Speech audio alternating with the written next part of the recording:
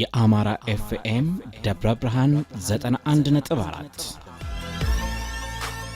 ለመላው አድማጭ ተመልካቾቻችን እንኳን ለጣቢያችን 12ኛ ዓመት የምስረታ በዓል በሰላም አደረሳችሁ አደረሰን ማለት እንወዳለን። በዚህ በ12 ዓመታት ደግሞ በርካታ ነገሮችን ለህዝቡ አድርሷል ማለት ይቻላል። በጣም በአድማጮችም የሚታወሱ ፕሮግራሞች አርያ የሸዋ ጌጥና ሸዋ ፍቅር ፍኖተ ሸዋም ነበሩ። የቤተሰብ እልፍኝ የሚባል ፕሮግራም አለ። ቤተሰባዊ የሆኑ ጉዳዮች የሚነሱበት ፕሮግራም ነው። ያ ፕሮግራም ሁሌም ማረሳው ነው። አርአያ ፕሮግራም በጣም የሚገርም ፕሮግራም ነበረ። የኛን ሰዓት ጠብቀው 3 ሰዓት የሚያደምጡን ቤተሰብ ያደረግናቸው አድማጮች መተው የሚጠይቁን አድማጮችን ያፈራንበት ነውና 91.4 በጣም የሚገርም የሬዲዮ መሰናዶ የሚተላለፍበት ቤተሰባዊነትም ያለበት ጣቢያ ነው።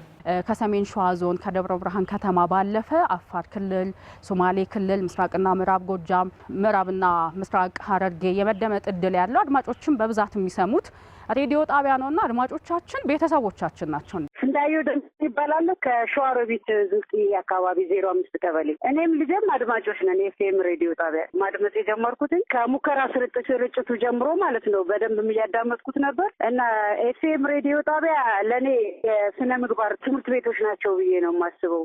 በስም በደንብ የምናውቃቸው ቤተሰባችን የሆኑ አንድ አድማጭ ለረጅም ጊዜ ጠፍተውብን ነበርና የት ሄዱ እያለን እንጠይቅ ነበርና የእሳቸውን ሞት አየር ላይ ሆነህ መስማት ምን ያህል አስደንጋጭ ሊሆን እንደሚችል መገመት ትችላለና እንዲህ አይነት ገጠመኛለኝ። ስሜ ሙስጠፋ ነው የሚባለው ከምስራቅ ሐረርጌ ጃርሶ ወረዳ። እኔ ማድመጥ የጀመርኩት በቃ የድሮ ነው። በጣም ነው የምሰማው። በኤፍኤም ነው እኛ የምናዳምጠው። በትራ ነው እኛ ጋር የምንሰማው። ፕሮግራሙ ጥሩ ነው። መሰግናለሁ። በርቱ። አሁን አድማጮች ጋር ተዋውቀን ማለት ነው ልክ እንደ ቤተሰብ በዓልም በሆነ ሰዓት የሆነ ችግርን ባጋጠምን ሰዓት በጣም ነው የምንደዋወለው። ከሚገርም ነገር እንደገና ደግሞ ከጋዜጠኞችም ጋር እኔ አሁን የቤተሰብ አካል እህትና ወንድሞቼ ነው መስሎ የሚታዩኝ። ለ3 ዓመት እኔ እዛ በኃላፊነት አገልግያለሁ። ህብረተሰቡን ለማገልገል ንቁና በጣም ተነሳሽነት ያላቸው ባለሙያዎች ያሉበት ጣቢያ ነው። አሁንም ጣቢያው እየተሻሻለ ራሱን እያሳደገ ለህብረተሰቡ መረጃ በማድረስ ላይ የሚገኝ ጣቢያ ነው።